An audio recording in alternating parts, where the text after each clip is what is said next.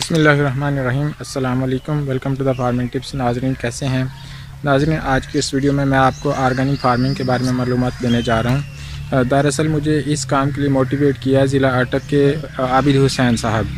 आप लिखारी भी हैं, आप गार्डनिंग का शौक़ भी रखते हैं और आप बिज़नेसमैन भी हैं, और आप अपने पड़ोसी मुल्क की इस ऑर्गेनिक फार्मिंग से बड़े इम्प्रेस्ड हैं। इन्होंने मुझे इस काम के लिए मोटिवेट किया कि मैं अपने फार्मर्स को बताऊं कि ऑर्गेनिक फार्मिंग एक ट्रेंडिंग कंसेप्ट है हमारी फार्मिंग के फील्ड में। तो मुझे इस ऑर्गेनिक फार्मिंग कंसेप्ट को अपने नाजरीन के साथ ज़रूर शेयर करना चाहिए ताकि मेरे मुल्क के नाजरीन भी इससे इस्तेफ़ादा कर सकें।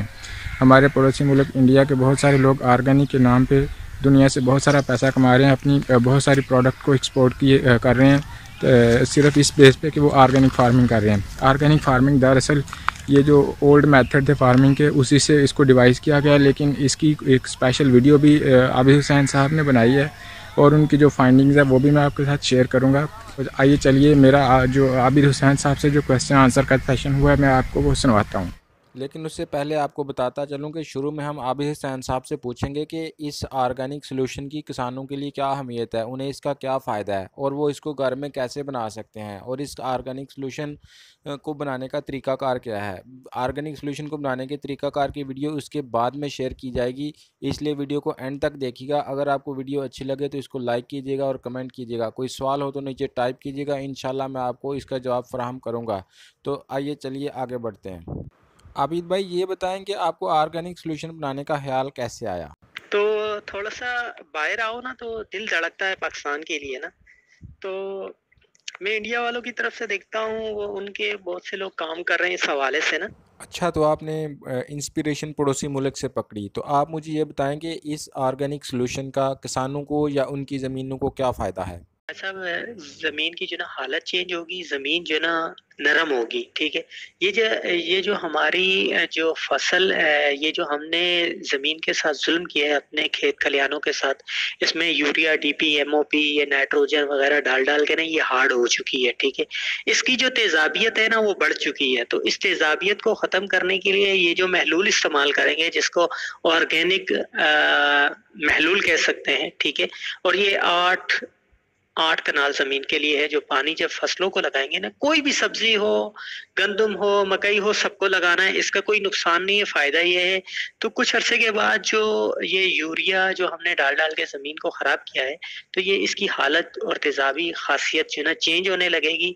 जो नीचे जो ज़मीन के जो अर्थवर्म्स हैं, वो ऊपर आएँगे, ज़मीन को भुरभुरा करेंगे और जो ना ज़मीन में जो अ, मुख्तलिफ जो चीज़ें हैं या जो हल नहीं हो पा रही या जो भी जैसे कुछ जड़ी-बूटियाँ वग़ैरह हैं या कुछ इस तरह है कि वो उसको डिकम्पोज़ करेगा और ज़मीन की हालत जो है ना चेंज होना शुरू होगी और फिर उसके बाद जो है ना हमें जो है ना उसमें वो वाज़ेह फ़र्क होगा। अच्छा, इसको मैंने जो है ना ये किया कि मैंने अपने घर में भी इस्तेमाल करके देखा है ना मैं, तो इसका बड़ा फ़ायदा हुआ है मुझे।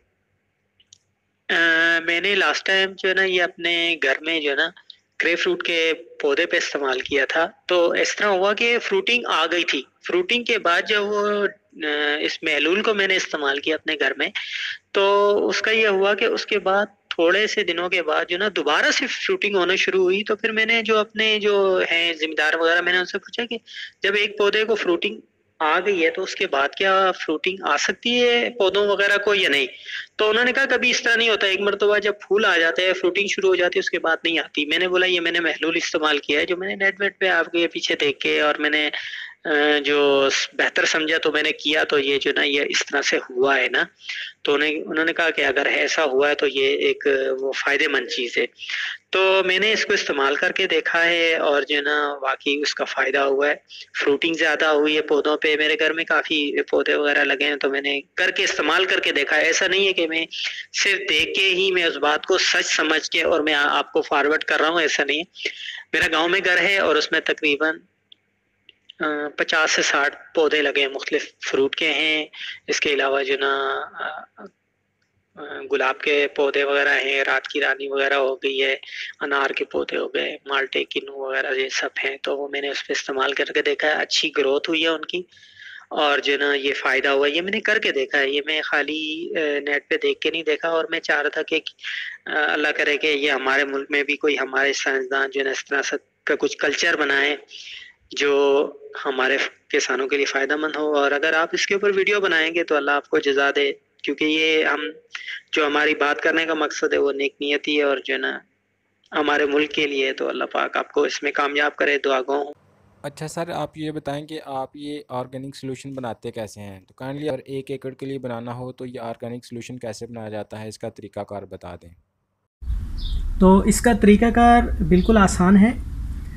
असल में हमने यूरिया और डीपी, एमओपी वगैरह इस्तेमाल नहीं करनी, और इसके फ़ायदे बहुत हैं। इसको मैंने घर में भी इस्तेमाल किया है। अब तो मैं पाकिस्तान में नहीं हूँ, घर में नहीं हूँ, और अभी जो है ना मैं ये इसको बनाया है यहाँ पे। ऐसा ख़िता जहाँ पे फसल वगैरह नहीं होती वहाँ पे इसको इस्तेमाल किया है। तो इसका बनाने का तरीका सिंपल सा है कि देसी गाय का गोबर लेना है 1 लीटर में आधा किलो। ये सिर्फ मैंने छोटे पैमाने पे बनाया है, और इसको बनाना प्लास्टिक के ही ड्रम में है, और प्लास्टिक की चीज़ यूज़ करनी है, ठीक है। प्लास्टिक का ड्रम हो, और लोहे की कोई भी चीज़ इस्तेमाल नहीं करनी। तो इसका तरीकाकार यह है कि आधा किलो गोबर, देसी गाय का गोबर हो, और उसमें 1 लीटर पानी। और अगर इसको 8 कनाल के लिए जो है ना अगर इस्तेमाल करना है तो उसको 200 लीटर के ड्रम में बनाना है, और उसमें 10 किलो गाय का गोबर, 2 किलो गुड़ डालना है, और उसको जो है ना इसमें तकरीबन पानी और गोबर और गुड़ डाल के इसको जो है ना 7 दिन के लिए रखना है। गर्मियों में ये खाद जल्दी तैयार हो जाती है, जिसको ऑर्गेनिक सोल्यूशन कहते हैं। इसको इस्तेमाल करना है। मैंने इसको इस्तेमाल करके देखा है, इसका बहुत ज़्यादा फ़ायदा है। और मैं आपको बताऊं कि इस वक्त जो है ना मैं मिडिल ईस्ट के ख़ित्ते में हूँ, जहाँ पे इस ज़मीन में जो है ना तकरीबन 20 फीट नीचे खारा पानी है, और यहाँ पे भी फसल हो रही है, जो मैं आपको दिखाता हूँ इस ऑर्गेनिक सोल्यूशन को इस्तेमाल करने की वजह से। इसको इस्तेमाल करने का फ़ायदा बहुत है, और इसको इस्तेमाल करने से ज़मीन की सेहत अच्छी होती है, उसका पीएच लेवल अच्छा होता है, और इसका कोई नुकसान नहीं है। इसका फ़ायदा है, इसमें टोटली जो भी चीज़ इस्तेमाल की गई है ऑर्गेनिक है, और जो ना वो सेहत के लिए मुज़र सेहत नहीं है। क्योंकि आजकल जो हम चीज़ें वगैरह यूज़ कर रहे हैं, जैसे यूरिया, डीपी, स्प्रे वगैरह इस्तेमाल कर रहे हैं, उसकी वजह से मुख्तलिफ़ डिजीज़ आ रही हैं, बीमारियाँ हो रही हैं मुख्तलिफ़ किस्म की। तो मैं आपको दिखाता हूँ कि ऐसा ख़ित्ता जहाँ पर फसल होती ही नहीं, तो इस फसल पे मैंने इस्तेमाल किया है। और ये मेरे एक कुलीग है, और उनको बड़ा शौक़ है ये फसल का, इस तरह की एग्रीकल्चर का। तो ये इस्तेमाल किए। यहाँ पे 20 फीट नीचे पानी है खारा, और ये बिल्कुल रेतीली ज़मीन है। मैं आपको बता दूं कि इस रेत में बिल्कुल भी जान नहीं है। देखिए, इसमें बिल्कुल जान नहीं है, जिस तरह हमारे वहाँ पे मुल्क में होती है। तो ये टोटली जो है इसके ऊपर कोई स्प्रे नहीं मारा गया। और ये देखें, फिर भी काफ़ी अच्छी हालत में ये टमाटर हैं। देखिए, टमाटर अच्छी हालत में, ये देखिए। और ये पुदीना देखिए ऑर्गेनिक है, ठीक है, इस पर कोई स्प्रे वगैरह नहीं मारा गया। और बड़ी बात है कि ये फसल यहाँ पर हो रही है। वैसे यहाँ पे फसल करना बहुत मुश्किल से होती है। और काइंडली ये इन्फॉर्मेशन तमाम लोगों तक पहुँचाएँ, ताकि दूसरे लोग भी इससे फ़ायदा उठा सकें, और यूरिया वगैरह से हमारी जान छूटे और ज़्यादा फसल होगी इससे। ये मैंने आज़माया हुआ है, अपने घर में आज़माया है। तो तमाम दोस्तों से भी दरख्वास्त है कि वो भी इस्तेमाल करें, पाकिस्तान में इस्तेमाल करें, ताकि किसानों के जो अखराजात हैं वो कम हों, क्योंकि उनकी लागत बहुत ज़्यादा बढ़ गई और उनको फ़ायदा कुछ नहीं होता। इससे फ़ायदा बहुत है, फसल ज़्यादा होती है और कुदरती होती है। मतलब इसमें जब जो भी आपने स्प्रे नहीं मारना, तो फिर वो कुदरती है, उसका फ़ायदा बहुत ज़्यादा है। हमने अपनी ज़मीनों में यूरिया वगैरह इस्तेमाल करके जो है ना हमने अपनी ज़मीन का बेड़ा गर्क कर दिया है, और वो अभी जो है ना बिल्कुल उसका तेज़ाबी बहुत ज़्यादा हो गई है।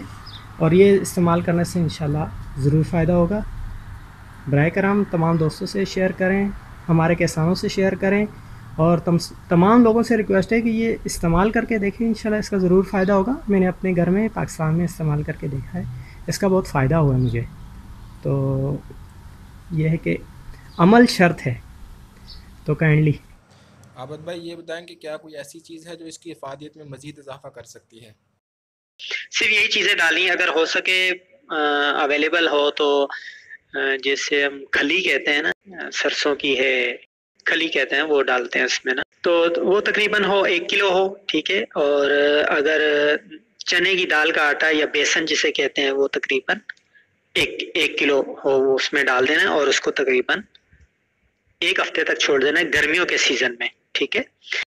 बहुत शुक्रिया आबद भाई। नाजरीन, इस ज़मन में अगर आपका कोई सवाल हो तो नीचे ज़रूर कमेंट करें। इंशाअल्लाह ताला आबद साहब की मदद से आप तक उसको ज़रूर पहुंचाएंगे, उसका सलूशन।